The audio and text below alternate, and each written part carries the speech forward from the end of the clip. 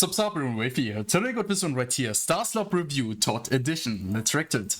Hey, Star Sisters, Seth here. Let me tell you a vision of a future. In the future, white boys can finally jump, with the help of a booster pack and, of course, low gravity. Humanity has spread across the stars in their multitudes of diverse races and cultures. The Red Guard, the Sons of Yakub, Hispanics, honorary Aryans, and the Fingolian Chindonesians now populate the vast expanse of space. Naturally, we never did find a solution for automation, so in the future, the only career paths are space pirate. You know what is automated? The terror of most of the planets.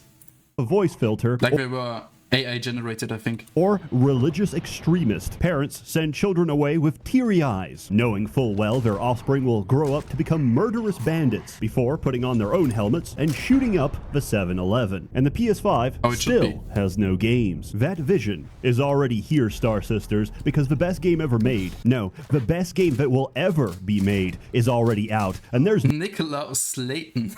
No competition. What a name. Baldur's Gate? More like 3-hour unskippable gay sex scene. Starfield, a masterpiece where I can live out my fantasy of being a Bangladeshi man with A10 eyes. Starfield wins Game of the Year for their food models alone. Just look at the grease on that sausage. That's the difference ray tracing makes in a game like this, which runs buttery smooth on my 4090, pushing a blazingly fast 17 frames a second. I'm quite fine with this since, according to the science, the human eye can only see 24 frames a second. Sometimes my saves get corrupted and I lose progress, but in my deep unhappiness I realize I get to have those unforgettable experiences all over again. We must imagine that we are Sisyphus, pushing the boulder forever uphill, for in the struggle we find meaning. Ask not what Todd Howard can do for you, but instead what you can do for Todd Howard. A good game has memorable characters, but an amazing game is one where you don't remember a single person at all. Starfield is to role-playing what the fuck is this? Dementia is to the elderly. And now for a word from our sponsor. The flesh is weak. I crave the strength and certainty of steel. I crave Displate. Oh. I thought it was a 40k sponsor, man. Displate is a one-of-a-kind metal poster designed to capture your unique passions. But Seth, I hear you cry, I've already got my passions captured. Great movie, go watch it. Uh-huh. And how's that working out for you? What if you wanted to put up another one? Have fun wrangling the packaging, flattening it out, finding the right size poster frame, and of course, mounting the damn thing. Say goodbye to the hassle with Displate. All you have to do is open it up, stick on the magnets, and oh hey, we're done. Displate has a vast array of high-quality official art to choose from, and they're always expanding their collection. Yeah, it costs a bit, but it's definitely worth it. I'm definitely gonna buy one, and if I can spot Seth on the way, I wouldn't mind. Check out my top picks. We've got Dark Souls, Mortal Kombat, Sonic, and of course, Skyrim, and Skyrim. In Todd, we trust. And if you're not a gamer, that's fine too. Displate has posters for every passion. Cars, ducks, Elon Musk. You want it? They've got it. Just think, you could have any one of these at your door in less than a week, and on your wall in less than a minute. Just visit displate.com/SsethTzeentach or use code Seth for up to 40% off on all designs. Personally, you'll never see me with a paper poster ever again. I'm filing for divorce, taking the kids, and using Displate for all my future wall decorating needs. The strongest skill in this game, following tradition, is Persuasion, which lets you walk away from the last fight by saying, "What if we don't?" This system works by stringing random sentences together with a cadence of a crackhead until the recipient gets visibly uncomfortable and leaves, something that Highfleet would shamelessly steal. The true purpose of Persuasion, however, is to gaslight companions. Sarah is strongly opposed to the harm of innocent people, so appropriately, in the style of a cartel execution, I ventilate someone's cranium. She screams at me. What the hell is the matter with you? I persuade her that I'm sorry and I'm going to do better. I'm not sure there's anything you can say at this point. As strange as that sounds, I suppose that's possible. What the? Look, I realize things out here can... Okay, now compare this to Baldur's Gate. It's quite sad. Be rough. So I'm going to let What the hell? For now. And then I do it again. Okay, so some questions and answers in Baldur's are like completely ridiculous, but at least you need to roll for them, you know? I accept who you are. I'm just not sure I can travel with you on this path you've chosen. This is, single-handedly, the most entertaining thing in this game. Just try to be more careful in the future. Otherwise, you'll find yourself traveling alone. I am not going to help you murder you and I.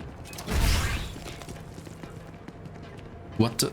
The second most entertaining thing in this game is joining the pirate faction as a double agent, and in the process, becoming a triple agent. I have chosen to join the war on terror. On the side of terror, I can play entire missions without shooting a single shot, because guess what? Half the entire game is now friendly to me. I watch caravans get lit up with the same interest as a youth in the projects witnessing a drive-by. The streets give, and the streets take. Story. I've had paranoid hallucinations with more coherence than the plot of this game. Spoiler, it's Skyrim in space. You must become Starborn to use the magical Fus Ro Dah to kill Parthenax, who in this case is other Starborn from other universes that you must defeat to go to another universe and start New Game Plus. Multiverse theory is appealing to fans of Rick and Morty because it implies the existence of a dimension where you haven't been molested. There's copium online that there's differences between universes and no run is the same. Yes, one place in the game changes. The emissary is always whoever dies in your current run, and there's a universe where Sarah is a potted plant. Objectively, this is the best universe because she doesn't talk. Yet, I heard some people even romanced this creature. If you find such dialogue captivating, I recommend intimacy with a drywall. My favorite part of the story was attending a funeral, only to interrupt it by starting a firefight. Almost everyone involved is an essential NPC, so the shootout will never end. Question: when we have an infinite amount of universes, that means we have no consequences. Anything we do can be undone by walking through a portal. So why can't we kill essential NPCs? Why even have a setting if you're not going to make use of it? This aggravates me to no end because everyone I want to shoot is a higher entity made of light. For example, there's a side quest where a 200-year-old ship from Earth, developed before the invention of a grav drive, has reached the planet resort of Paradiso. You negotiate on their behalf and are given three options. 1. Send every colonist to work as an indentured slave for the corporation. 2. Pay out of pocket for a grav drive and send them to bother someone else. Or 3. Eliminate the last practicing Jew in the universe. I'm not making this up. There's a colonist on board who's preserved Hebrew rabbinical teachings. And the third option is the corporation asking you to destroy the ship. What the Austrian painter started,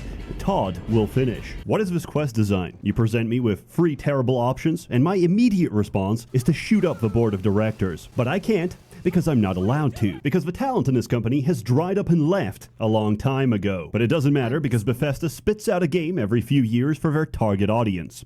Dads. I get it. You have 2 kids, you're in your mid-30s, and you have time for exactly 3 games a year. I don't judge, we're all busy. But this game is immune to criticism because the people you're arguing with don't have that much time or investment. They see a crater, they soy pog, and then they leave. That's why if somebody defends this game, don't give them a hard time. They have it hard enough already, between beating their spouse and their children. And they still say, man can't multitask. Gameplay. This game features challenging and intriguing puzzles such as fit the shape into the shaped hole and replace the battery, considering the majority of Xbox players have never replaced a smoke alarm. This is a novel concept, as it requires I have a trauma from the battery replacement in Black Mesa, man. It was insane. abstraction. Like the remake from Half-Life 1, if you know what I mean. It's every single time connect like those batteries together, get the energy done, like always the 3 same locations. It's insanity. To deduce that the ubiquitous chirp in the hallway is in some way quantum connected to the set of Duracell batteries you hold in your hand. Clearly, I didn't pay enough attention during character creation, as once I finished the game, I was very surprised to hear my character's voice. You made it. What the? I hope you're enjoying the view.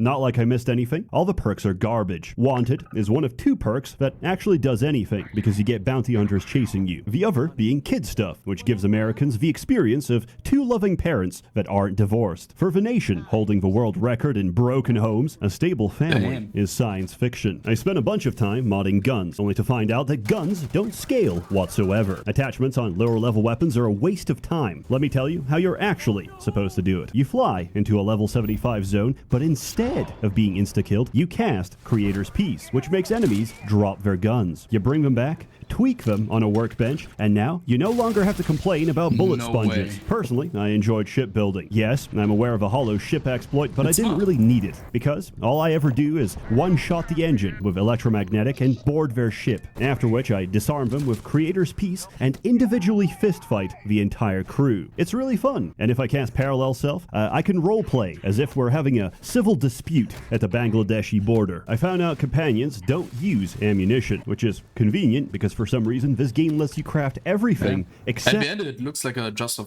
fun sandbox game. Ammunition, some of which is highly specific and not sold by most vendors. In contrast, crafting ingredients are sold by the dozen, trivializing their collection and destroying any incentive you had to find them yourself. So, I thought it would be interesting to try make my outposts self-sufficient, using only the resources I could find. It took me 2 full days before I found a planetary source of sealant. For reference, this is a common organic ingredient necessary for most structures. And where did I find it? Middle of nowhere on a toxic bio, meaning I needed to reach the bottom of a science tree and have 3 tiers into planetary habitation before I could make planetary habitation. So, in case you're ever tempted to do what I did, don't. I remember once I saw a Live Leaks video of some Chinese farmers throwing pigs into an open pit and setting them on fire with kerosene. Starfield allows you to not only recreate this video, but use it for infinite experience. What I did was set up several alien breeding facilities and boxed them in. Then, I built a macro script to throw incendiary grenades at set intervals, firebombing all the cows, waiting for them to respawn, only to firebomb them again. I can leave my desk and come back